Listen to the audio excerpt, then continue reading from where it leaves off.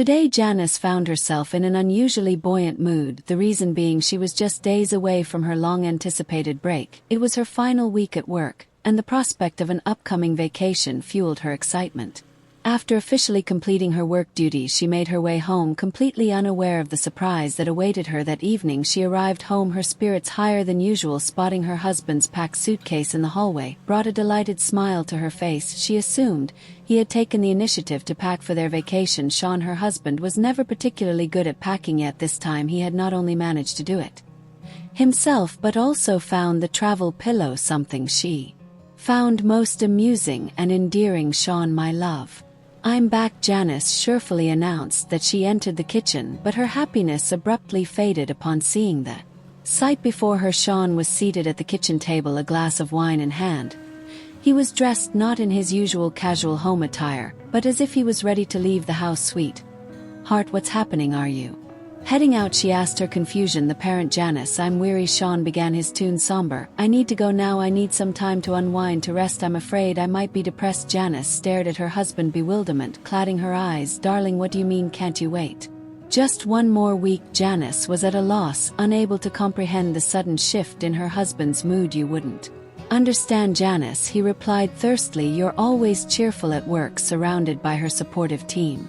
Meanwhile I'm here feeling low and in desperate need of a break." Her eyes then fell on a bang steam and lying on the table. To her dismay was clear that Sean had transferred the money they had painstakingly saved together into his personal account. Holding the statement, she said, "Sean, what depression are you referring to? We've been saving this money for our shared vacation, for our trip to the Bahamas.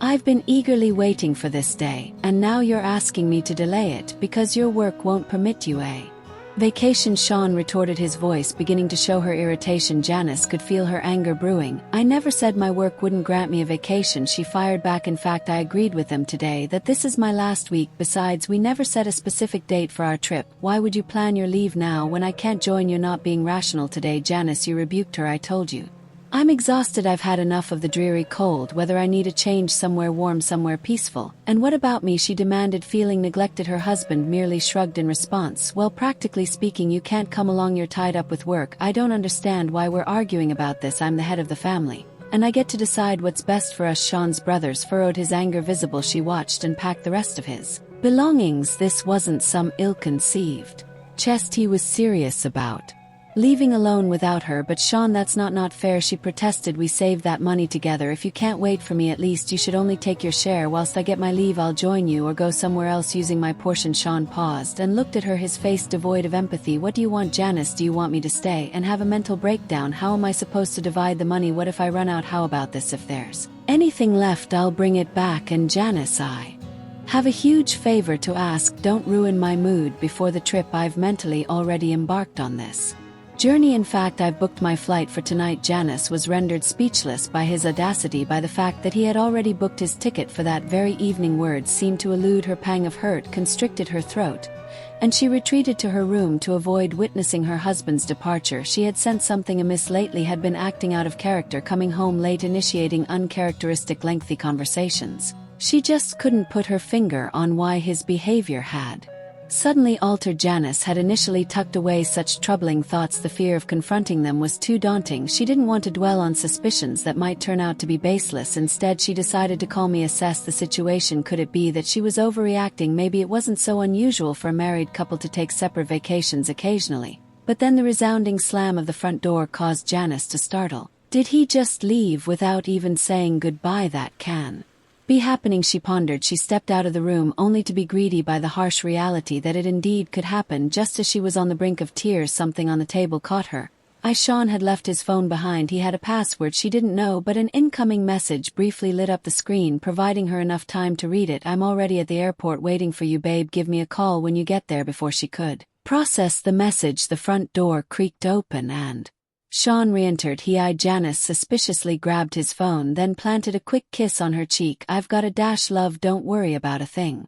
Janice was momentarily frozen, then swiftly dressed and bolted out the door, frantically waving for a taxi. The ride to the airport was the longest, most excruciating journey she'd ever taken. She didn't know where to look for him, but unfortunately they were immediately noticeable, their behavior reminiscent of smitten high school sweethearts. The woman was considerably younger than her. A gasp escaped Janice as she covered her mouth. with her hand watching them from a distance. So this was it, 5 years of married life, 5 years of believing we were a happy family, she mused. Janice and Sean's story had begun in college. Sean was late for an English class.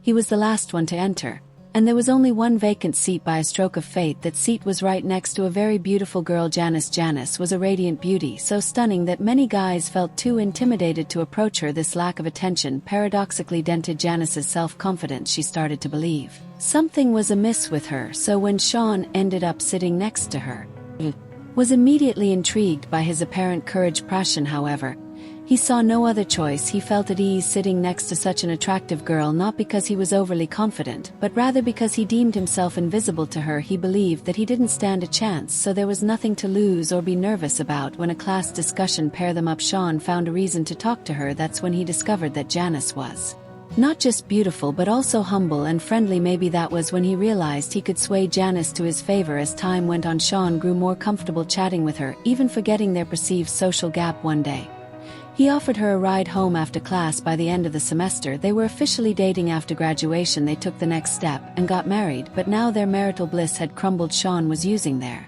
shirt savings to whisk his mistress away to the Bahamas, while Janice would have to return to work the next day. She would come home to an empty house, waiting for her husband's return from his escapade. She felt utterly alone, without anyone to confide in, seek advice from, or even just vent to. Janice had grown up fatherless, a boy that had always nodded her. She never experienced a father's guidance, love, or protection, a hollow feeling that left her feeling incomplete. People told her that as she grew older she would overcome the absence and move on, but the opposite happened. The void magnified over time. In retrospect, she realized she tolerated so much of Sean's unacceptable behavior because she had no model of how a man should treat her. It had pained her every time she mulled over this, and now it hurt even more as she found herself stranded in her sorrow with no one to turn to. Janice lost her mother at the tender age of 18.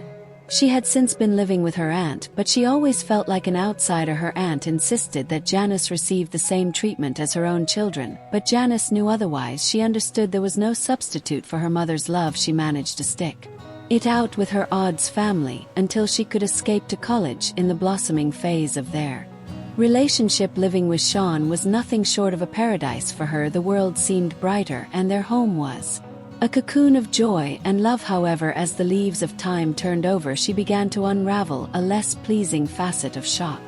She realized he was more aware of her vulnerabilities than she had ever been and was subtly manipulating them for his own advantage. Sean was employed part-time, if actually was initially accepting of. Meanwhile, she dutifully clocked in her full-time hours, not begrudging him a seemingly easier schedule. However, she began to recognize an unspoken expectation falling heavily on her shoulders. The household chores were her domain. Alone every single day, she found herself knee-deep in dirty laundry, battling with stubborn stains and ironing out wrinkled clothes. Her hands constantly prunes from washing the never-ending pile of dishes, remnants of their meals, serving as a constant reminder of her thankless job. And cooking, that was an entirely different ballgame. Every night, like a ritual, she would be seen juggling pans and pots, stirring a delicious meal for Sean, who was ensconced in his own world. Despite all this, she remained silent, choosing to swallow her frustration rather than voice it. "Oh well, it's just one of those things," she would often mutter to herself, downplaying her growing resentment. Sean, on the other hand, was oblivious to her mounting exhaustion. He relished in the luxury of sleeping late, the sun high and bright, before he would even stir from bed. His days was often spent locked away in his computer room, engrossed in his virtual world, leaving her alone to manage the real one. One evening, while she was busy stirring the pot, she called out, "Sean, could you please give me a hand with setting the table?" "Little love," came the distant replied from the computer room. As always, she sighed, dropping the subject, just as she had done countless times before. Yet the silent plea for acknowledgement lingered, then the air marking the growing distance between them. When Shaw's father, Robert, fell seriously ill, Sean implored Janice to move in with him, expressing a dutiful desire to look after his ailing father. Robert was aging, frail, and evidently incapable of vanishing himself alone, but as Janice had anticipated, she ended up shouldering the responsibilities of two men instead of one. However, Janice held no resentment toward Robert. Instead, she embraced him as though he were her own father, caring for him with patience and kindness. Robert in turn grew exceptionally fond of Janice. He noticed, perhaps more acutely than she realized, the imbalance in the way his son treated her. One day, He shared cryptic advice with her, saying you my dear were never meant to settle. His words puzzled her, leaving a question in her mind that would resurface later when Robert's health improved. He suggested they return to their own home, grateful for his recovery but exhausted from the additional caregiving a few months after they were settled. Tragedy struck Janice's family. Her arm succumbed to a heart attack. Although Janice felt a twitch of sadness that she wasn't treated with the same warmth her aunt showed her own daughters, her heart still ached at the loss. After all, it was this woman who sheltered and fed her after her own mother's untimely death. Deep down, she harbored a profound love for her aunt. 3 days into her mourning, Sean lost his temper at Janice. She's dead, Janice. Stop bringing her up. And for God's sake, stop crying, he exploded. Sean, Janice retorted, her voice wavering. It's only been 3 days. She hadn't even cried that much. Her grief was mostly silent, carried in her heart rather than shown on her face. Yet Sean seemed to have little understanding or patience for her quiet sorrow. Now in the bustling airport, Janice snapped back to reality for a routine of thoughts. A part of her wanted to confront Sean to vent her anger on his mistress, but it was too late. They had vanished into the crowd. While the airport buzzed with people rushing to catch their flights, she stumbled out into the street, vision blurred with tears as she blindly bumped into passerby. They deftly steered clear of her. In her emotional haze, she turned into a quiet alleyway and found the bench blanketed with snow. She sat down and let her tears flow freely. Janice lost track of time. She was roused from her sobs by the biting cold in her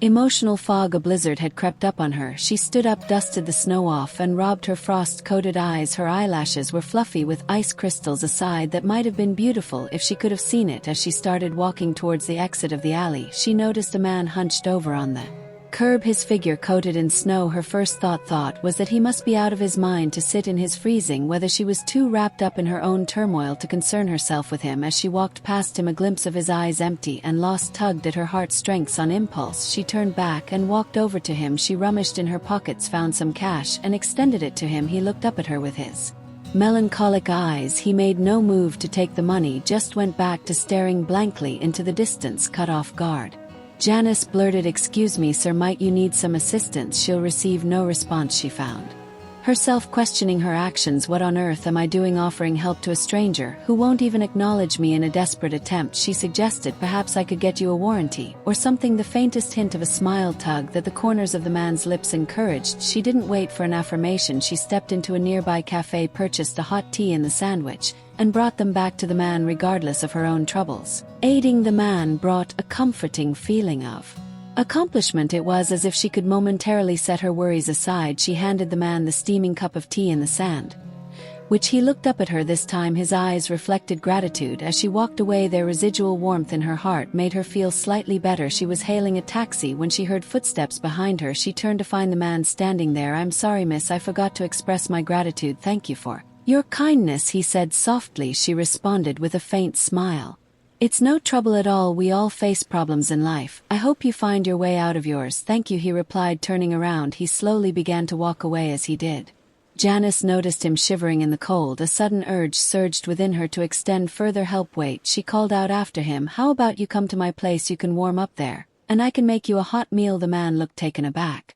"Are you sure? I'm just a homeless man." Janice shrugged. "Have you spotted any royalty here?" "I guess not, but it's unusual. Most people avoid me. People are different, that's all," she concluded. Janice waved down a taxi upon seeing her. The driver wore a friendly smile and held the door open. However, his expression shifted to unease when Janice extended her hand to help the homeless man into the vehicle. "I can't believe it. Are you actually bringing him along?" "He is not stepping foot in my car, lady. I'm sorry." "Excuse me," Janice replied, taking it back. "I'm sorry, but look at him. He's clearly not clean and he is a strong loader. I'm gonna have to cancel your ride." "Who's going to cover the cleaning costs?" the driver retorted. Janice, angered by the driver's bleating disrespect, clenched her jaw, reached into her purse, and pulled out a wad of cash. "Would this sway your opinion?" she asked, handing him the money. The driver took the money, his fingers swiftly counting the bells. Once he recognized a generous amount, a grin spread across his face. "All right, then get in." The hefty amount Janice had handed the driver seemed to make him chatty. He nattered on about the weather, and right about the low fears he usually received. Once they reached their destination, the driver sped away swiftly. Upon entering the Wormhouse, the homeless man let out a satisfied sigh. "It's so cozy here," the man said. "I'm going To heat up some food you're welcome to warm up here or take a hot shower the bathroom has towels, and the rope you can use. Thank you, I know I'm imposing but I'll gladly accept your offer. Things have been pretty tough, particularly without a proper bath, you admitted. Janice questioned her sanity several times over. After all, she had invited an absolute stranger into her home, she didn't even know his name, and now this man was in her bathroom. Regardless of how many times she questioned her decision, she couldn't find a logical explanation. It was a spur-of-the-moment choice. Her life would never be the same from this day forward. She was just putting the finishing touches on the table when the man emerged from the bathroom fresh and clean. Janice gawked and surprised, and finally remarked, "You look like a different person." He chuckled in response. Janice had managed to set the table in the meantime, as Dylan, the guest who had unexpectedly felt the chair usually occupied by Sean, tasted the worm meal. He complimented its flavors. His words weren't just a passing comment but genuine praise about the deliciousness of the food, and she listened to him and his head in epiphany. It had been an eternity since she had received any form of appreciation. Dylan, a man who was still essentially a stranger to her, displayed the keen sense of observation. He pointed out specific elements of the meal, appreciating the subtle blending of spices and the perfect balance of flavors. This simple act of recognition, so genuine and spontaneous, stirred something within Janice. It sent a ripple of excitement through her heart. It was then that she realized how accustomed she had become to her labor of love being overlooked. For so long she had toiled tirelessly without a word of thanks or morsel of gratitude, but with just a few sincere words Dylan had managed to validate her efforts, and for that she felt the warm glow of appreciation. Feeling a sense of comfort and Dylan's company, Janice found the courage to ask, "So what's your story?" As the words left her lips, she saw a sudden shift in Dylan's demeanor. His easy smile of halter and his eyes swelled up with unshed tears. It was clear that revisiting his past was a real paint with star of Ram. Just 2 short years ago, Dylan's life was the picture of normality, the kind most people. He yearned for a loving wife, a sweet little daughter, and a cozy house in the suburbs painted a picture of perfect. Thomas to city. They had plans for a joyous family trip to celebrate their daughter's 6th birthday.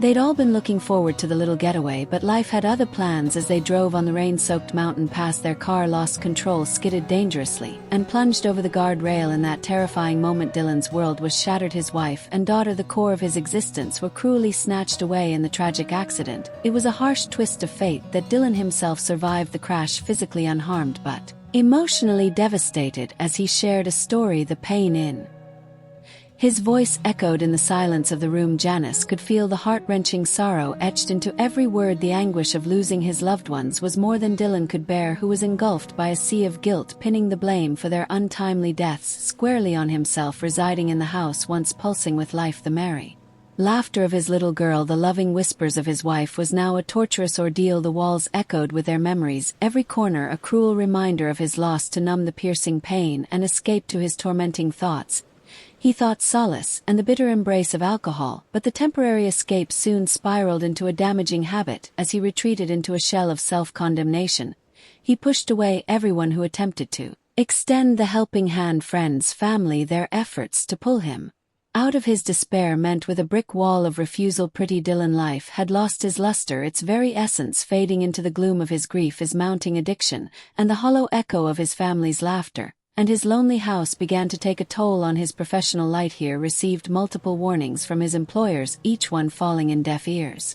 Inevitably, he was fired a few months later. With his finances drained and debts mounting, he was evicted from the home that had once been the center of his universe, his life once marked by love and laughter that succumbed to an unending spiral of despair. Finding sustenance became a daily battle for Dylan. Initially, he resorted to foraging from trash dumpsters, an experience that left him grappling with feelings of degradation and despair. However, as he gradually learned the ropes of street survival, he discovered that there were some restaurants willing to lend a helping hand to the homeless, establishments specializing in bread products such as bagels and sandwiches often has surplus food that they were willing to give away. His guilt over the tragic loss of his family had initially led him to this destitute lifestyle. However, over time, he began to see the damaging effects of homelessness. The harsh realities of street life began to weigh heavily on him, pulling him down into a cycle of despair that seemed increasingly difficult to escape. The lifestyle he had initially chosen as a form of self-punishment was now trapping him, threatening to consume him entirely. Janice listened to his tale with a heavy heart, or empathy palpable.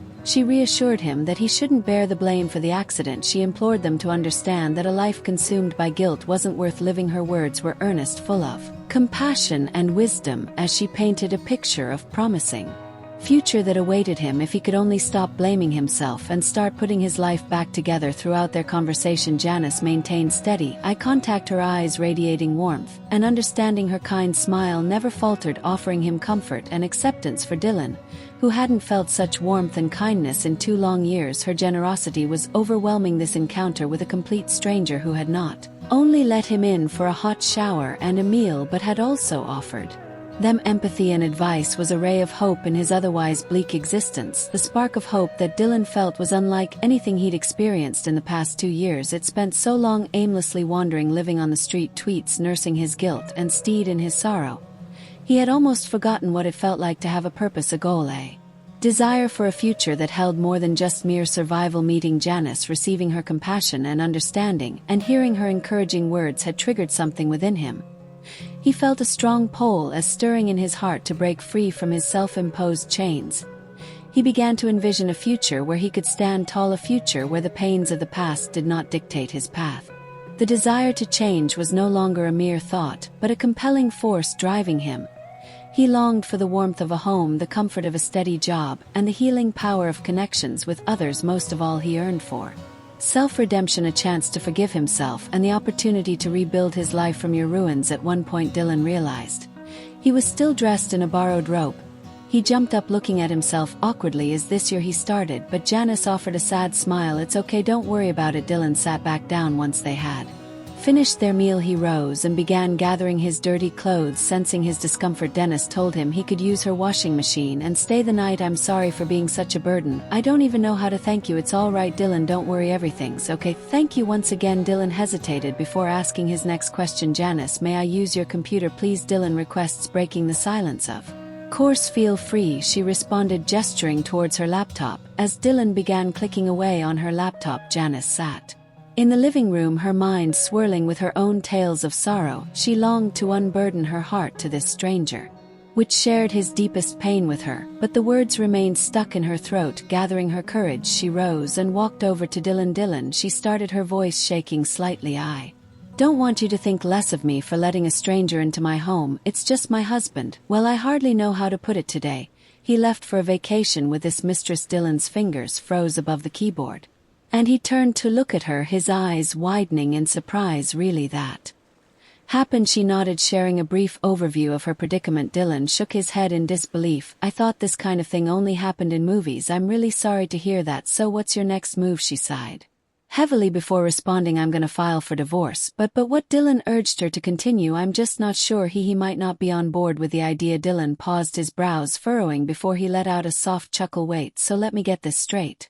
Your husband is off gallivanting with his mistress, and you're worried he might not like the idea of a divorce?" The absurdity of the situation was evident, but it wasn't amusing. As Dylan looked into Janice's eyes, he saw a hint of fear mingling with the confusion. This kind, innocent woman, so beautiful in her simplicity, was caught in the whirlpool of emotional turmoil. "Are you scared of him?"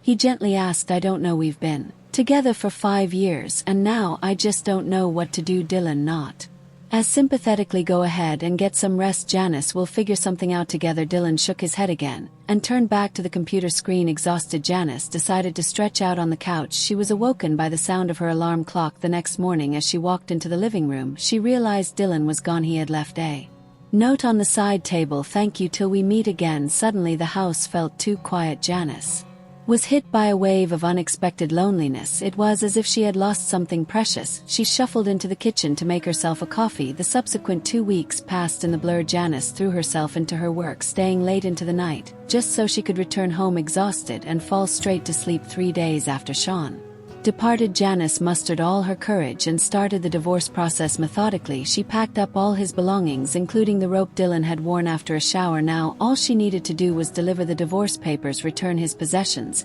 and erase him from her life. She changed the house locks too, just for good measure. This house will serve sanctuary, a place that she had inherited from her parents. It was the one thing that was unquestionably hers, and yet she felt a creeping unease that She might have to battle to keep it. Oddly enough, she found her thoughts strained to Dylan more than to Sean Dillon, who had appeared in her life as homeless stranger only to reveal himself as a completely different person. Janice had expected to be devastated by her husband's betrayal, but her heart remained quiet. Instead, she felt a sense of relief. At least she was no longer living in ignorance, fooled by a man she thought she knew. It often happens that everyone else knows about the betrayal, and wives are the last to find out. It can make them appear foolish in the eyes of others. Janice's mood only improved with her newfound freedom. She was already envisioning herself preparing a salad and watching a romantic film, enjoying a quiet evening at home. One evening after work, or tranquil days were interrupted as she was approaching the house. She saw Sean pacing near the house's entrance, likely cold from the chill. She recalled having blocked his number on her phone and felt a small burst of joy that he hadn't been able to disrupt her day earlier. Janice, what the hell is going on? What did you do to the lock?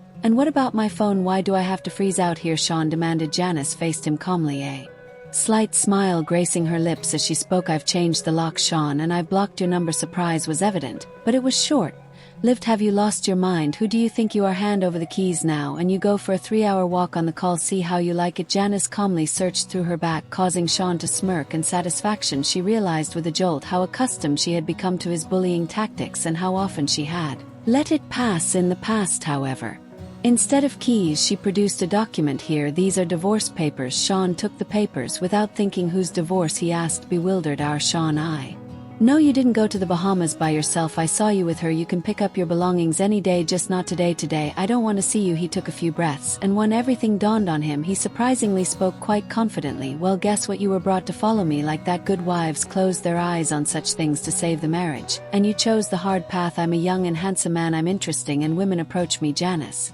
interrupted him. Well, then you won't have to spend the night on the streets. She spoke while looking at the driveway. She had never seen such cars appear in their neighborhood. A convoy of 3 large SUVs widely entered and stopped at that moment. Sean grabbed her hand. You're gonna do what I say? You thought you could leave me just like that? Well, you were wrong. I'm gonna make your life miserable. Give me the keys now. Erased his other hand to strike Janice. She closed her eyes, and in the next moment realized that no one was holding her hand anymore. Janice, are you okay? She opened her eyes. It couldn't be. It was Dylan's voice. He was standing in front of her, rubbing his fist behind him. Sean was struggling in the snow, while a few strong guys stood between Dylan and Sean. Janice smiled. It's you? Yes, it's me. I was worried I wouldn't make it in time. Any chance you have more of those delicious meals? Dylan asked, a smile lighting up his eyes. Janice nodded, her eyes suddenly brimming with tears. Evidently, all the pent-up tension and stress had finally found a release. She buried her face into Dylan's chest, standing his expensive coat with tears. He gently patted her back, softly uttering, hey, it's okay, everything's okay now. Sean, who was struggling to get back on his feet, was a mere spectator in this emotional reunion.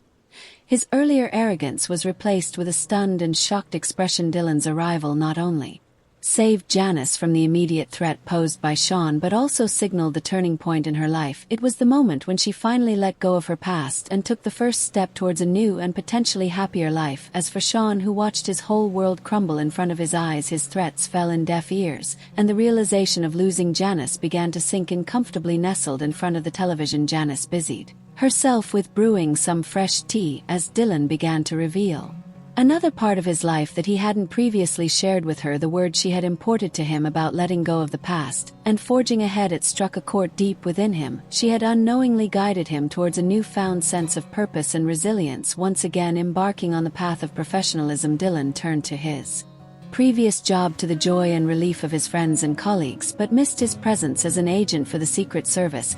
He held a unique and critical role. His first order of business upon his return was to ensure Janice's safety and security, establishing in protective detail to watch over her. You pulled me back from the brink, Janice, he admitted. I couldn't simply overlook the kindness you've shown me. Janice looked at him in disbelief. Secret Service? Huh? She repeated, trying to comprehend the information. Dylan nodded, sipping his tea. Yes, so I've been working there for years. When I lost my family, I lost myself too. I left everything behind and spiraled into a dark place. I couldn't even bring myself to reach out to my colleagues. But you reminded me that life is worth living, that it's possible to start anew, even when it feels like the world has ended. Janice was silent, stunned. A multitude of emotions flashed in her eyes: surprise, confusion, appreciation, and something else Dylan couldn't quite identify. After a moment, she managed a small smile. Thank you for everything. The track will silence that now enveloped Janice's house was a Stark contrast to the turmoil that had taken place just an hour earlier. The events had unfolded so swiftly that Janice was still reeling from them. Dylan had departed without uttering any promises, without giving her any clues about his next course of action, yet simply thanked her, and left remarkably. Despite Sean's deeds, Dylan had managed to find the silver lining in